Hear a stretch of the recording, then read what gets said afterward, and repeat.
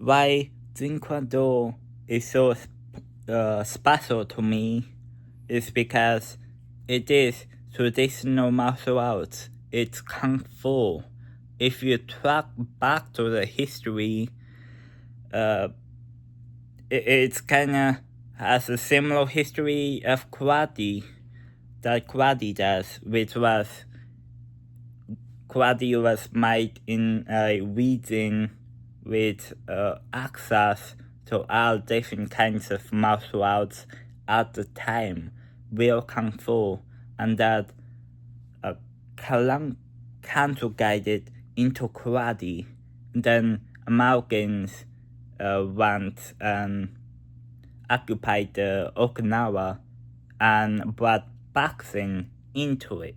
Boxing was already part of karate for years, but it really made the contrast visible of Western fighting versus Eastern fighting. And that's why 9 out of 10 of other Kung Fu guys got punched or knocked out, at least in the 70s, before, they could do a takedown on you, because they know boxing, yes, but they aren't good boxers. They're karate man. They're here to do karate on you, to break your jaw, not to knock you out. But it all congregates into the modern martial arts, which is, for karate, it turned into kickboxing, and then kickboxing is a main staple of mixed martial arts. So that's basically one of the only true historical Kung Fu martial arts that you can, train. But it doesn't have no forms, no kata. It's basically just boxing with kicks. When I heard about kickboxing, I had no idea it was Japanese. I had no idea it was a part of karate. I just thought, oh, it's American boxing but with kicks. No, it's a lot more than that.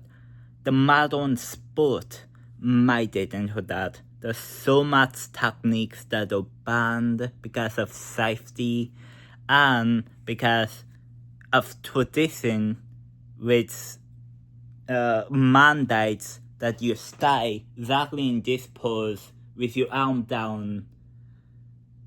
And if you do that to a modern boxer, you're gonna get clipped, you're gonna get knocked out. And as I watched from UFC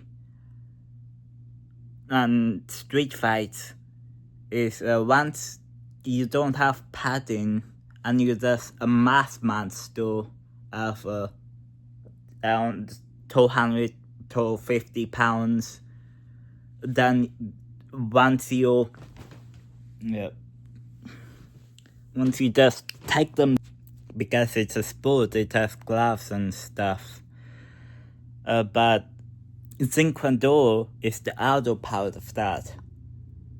It's not what you see on Bruce Lee movies, because he does use martial arts, but he knows it's a movie, it's choreography, he trained so it looked good on camera,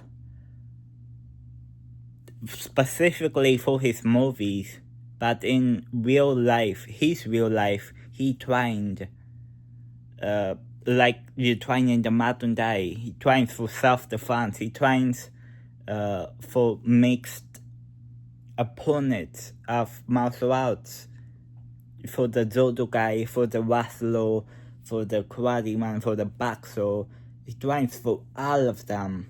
And so in the street or even in the ring, you don't know who you're gonna go up against. And the first time you go up against another style, and you don't know what it is. You can see that in boxers and kickboxers, boxers going into kickboxing, they have no idea how to attack kicks. But then after the first round, they got an idea of how to do stuff. One, because they're professionals and they know. Two, because it's not the fundamentals of fundamental. That's why they're fundamentals, basics.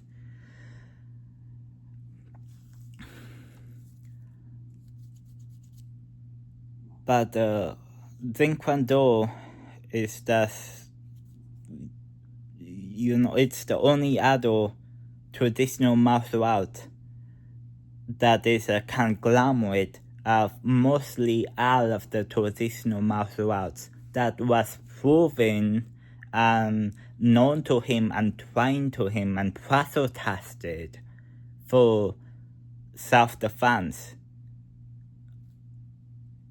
And that's why I like it so much, because I love Kung Fu, I love Shaolin, I love watching Kung Fu movies, I love watching movie fight scenes, like any action movie, literally any action movie, they're almost all the same.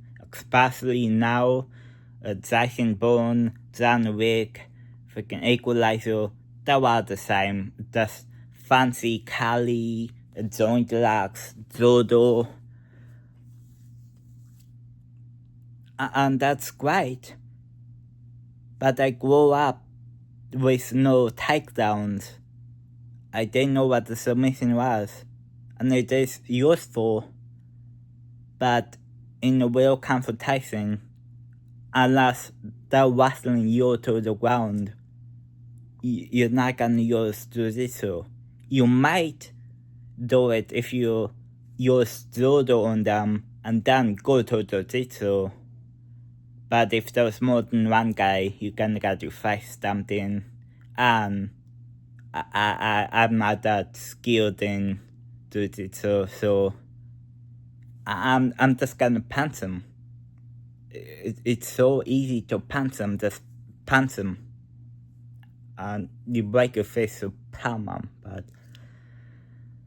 I don't know, I think lots of people should do Taekwondo.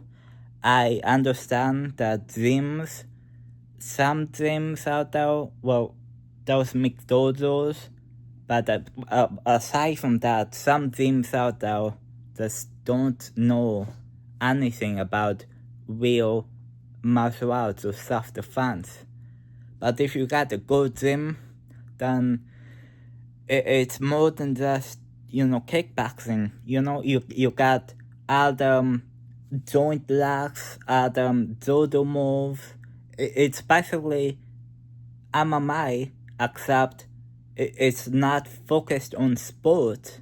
It's focused on actual raw martial arts made to freaking dislocate your arm, pop your joints, kill you, life or death. And that's what you need in self-defense. Because every fighter, every UFC fighter, most champions, they got eye poked and then they're done, they're out of it. And that's completely preventable if they trained bare knuckle, for dirty fighting, for eye pokes, for fist hooks, for anything. But they don't. They only train for the ring. And the moment something happens that they didn't train for, like the opponent just purposely going for the eyes or tapping their throat or kicking their nuts, which they do, I've seen it, they do that often, or pound the back of your head when you get knocked down. I've seen it, champions they do that because they don't train for self-defense. They train for ring fighting. It all comes down to how you train. And I love Taekwondo. I love bare-knuckle boxing. I love rough and tumble. I love karate. I love dory fighting, self-defense. I love all military-style combatants. All of them. Well, not all of them, because if you see the Korean military martial arts 11 years ago, it's crazy, you know. The gun disarms are good, and the hand-to-hand combat is good, but knife attacks, that's like no commitment. In real life, your knife attackers can be like that's a bunch of traditional nonsense holding you back. Just don't let traditions hold you back. They're pointless.